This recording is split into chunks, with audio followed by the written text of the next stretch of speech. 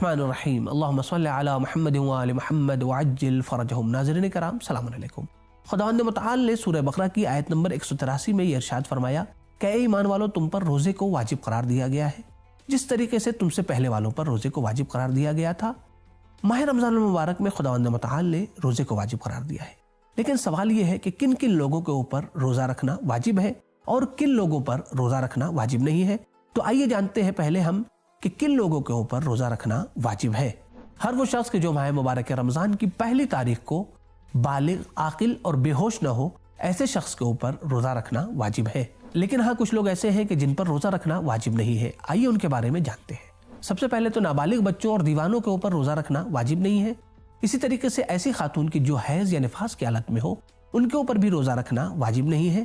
اس کے علاوہ تیسرا گروہ وہ شخص ہے کہ جو مسافر ہے، سفر میں ہے اور اپنی نمازوں کو قصر پڑھ رہا ہے، تو اس کے اوپر بھی روزہ رکھنا واجب نہیں ہے۔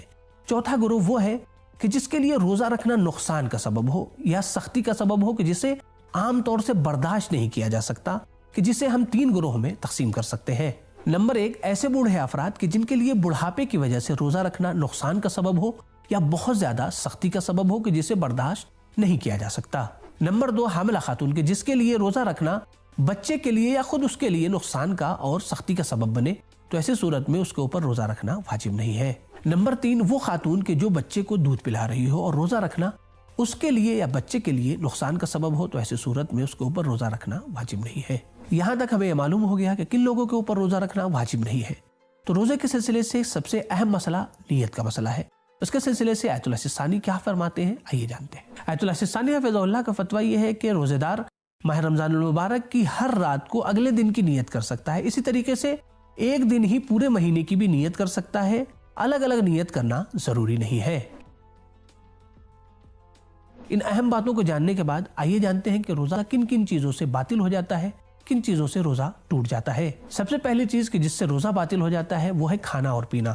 اگر روزے دار جان بوجھ کر کے یہ جانتے ہوئے کہ وہ روزے سے ہے اور کچھ کھا یا پی لے، تو ایسی صورت میں اس کا روزہ باطل ہو جائے گا۔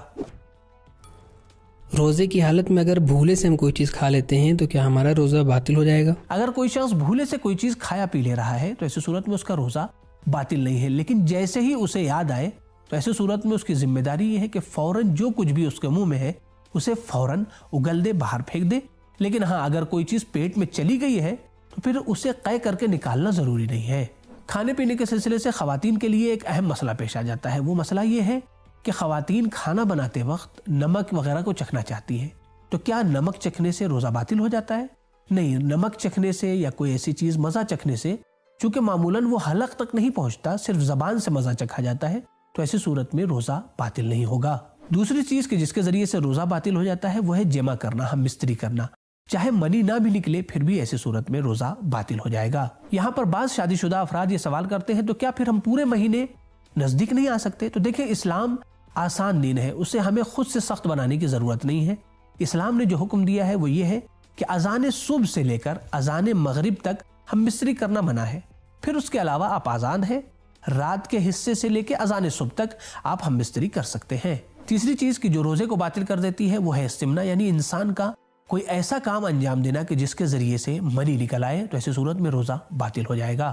یہاں پر بہت سے جوان اور مومنین یہ سوال کرتے ہیں کہ اگر ہم دن میں روزہ رکھ کر سو جائیں اور پھر اس کے بعد سے منی نکل آئے تو ایسی صورت میں کیا ہمارا روزہ باطل ہو جائے گا؟ تو دیکھیں، روزہ باطل نہیں ہوگا، چونکہ عام طور سے ایسا ہوتا ہے، لیکن ہاں یہ یاد رہے کہ جان بوجھ کر کوئی ایسا کام انجام نہیں دینا ہے کہ جس سے منی نکل آئے۔ اگر آپ سوتے میں منی نکل آ رہی ہے، چونکہ آپ کا اختیار بھی نہیں ہے، لہذا روزہ بھی باطل نہیں ہے۔ چوتھی چیز کہ جس کے ذریعے سے روزہ باطل ہو جاتا ہے وہ ہے اذان صبح تک جان بوجھ کر جنابت کی حالت میں باقی رہنا، نہ غسل کرنا اور نہ تیمم کرنا۔ جنابت کے بارے میں ایک سب سے اہم پوائنٹ ہے وہ یہ کہ اگر کوئی شخص ماہ رمضان میں رات میں مجرم ہو جا رہا ہے تو ایسی صورت میں اس شخص کے اوپر واجب یہ ہے کہ وہ اذان صبح سے پہلے تک غسل کر لے۔ اگر غسل نہیں کر سکا، مثلا وقت بہت کم تھا یا اس کے لیے غسل کرنا نقصان کا سبب بن رہا تھا، تو ایسی صورت میں اس کے لیے تیمم کرنا واجب ہے کہ جو بدلے غسل کیا جائے گا۔ اور تیمم کے سلسلے سے ہماری ویڈیو موجود ہے، آپ اسے ضرور دیکھیں اور اس کے مطابق عمل کریں۔ پانچویں چیز کہ جس کے ذریعے سے روزہ باطل ہو جاتا ہے اور وہ خواتین سے مخصوص ہے، وہ ہے خواتین کا حیض یا نفاس کی حالت میں اذان صبح تک باقی رہنا۔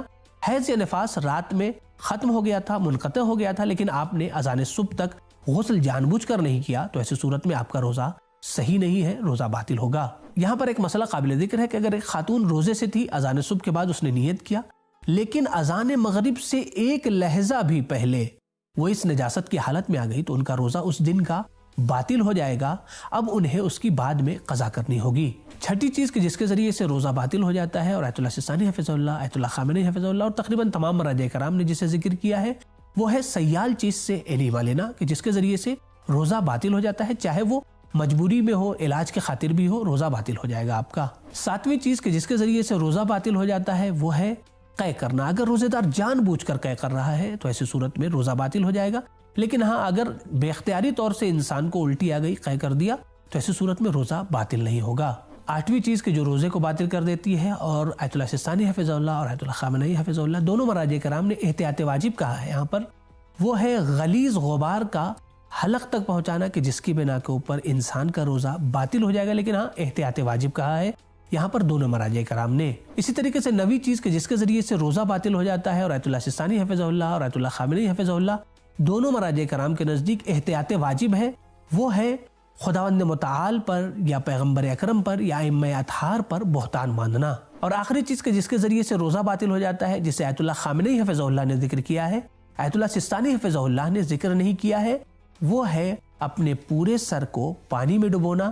احتیاط واجب کی بنا کے اوپر آیت اللہ خامنئی کے نزدیک اگر ان کے مقلدین اپنے پورے سر کو پانی میں ڈبو رہے ہیں تو ایسی صورت میں ان کا روزہ باطل ہو جائے گا، لیکن آیت اللہ سستانی کے مقلدین کے لیے یہ مسئلہ نہیں ہے۔ کیا روزے کی حالت میں تھوک نگلنے اور برش کرنے سے روزہ باطل ہو جاتا ہے؟ صرف تھوک نگلنے سے روزہ باطل نہیں ہوتا ہے، اور ہاں برش کرنے سے بھی روزہ باطل نہیں ہوتا، لیکن برش کے جو پیسٹ کے ذرات ہوتے ہیں اس سے اگر آپ نے حلق سے نیچے اتار لیا تو ایسی صورت میں روزہ باطل ہو جائے گا۔ آخر میں ایک اہم پوائنٹ جس کی طرف توجہ کرنا ضروری ہے وہ یہ ہے کہ اگر دانت میں آپ کی کوئی چیز پھنسی رہ جا رہی ہے اور آپ کو معلوم ہے کہ اگر یہ ہم نے خلال نہیں کیا یا برش نہیں کیا صبح میں اذان سے پہلے تو یہ بعد میں ہمارے پیٹ کے اندر چلی جائے گی، تو ایسی صورت میں ضروری ہے کہ آپ دانت کی پھنسی ہوئی چیز کو نکال دیں۔ روزے کی حالت میں عطر اور پرفیوم کا استعمال کر سکتے ہیں یا نہیں؟ دیکھیں روزے کی حالت میں عطر یا پرفیوم کا استعمال کرنا روزے کو باطل نہیں کرتا، حتیٰ مکروہ بھی نہیں ہے۔ آیت اللہ سستانی حفظ اللہ و مراجع کرام نے جس چیز کو مکروہ قرار دیا ہے وہ ہے خاص قسم کی خوشبودار گھاس، کہ جسے مکروہ قرار دیا گیا ہے، اور نماز میں عطر اور خوشبو لگانے کی تاکید بھی کی گئی ہے۔ تو مومنین کرام امید کرتے ہیں کہ یہ ویڈیو آپ کے لیے مفید ہوگی، لہٰذا آپ اسے دیگر مومنین کے ساتھ بھی ضرور شیئر کریں تاکہ اس کے ثواب میں آپ بھی شریک ہو سکیں۔ انشاءاللہ آئندہ پھر ایک نئے موضوع کے ساتھ حاضر ہوں گے۔ خدا حافظ، فی امان اللہ۔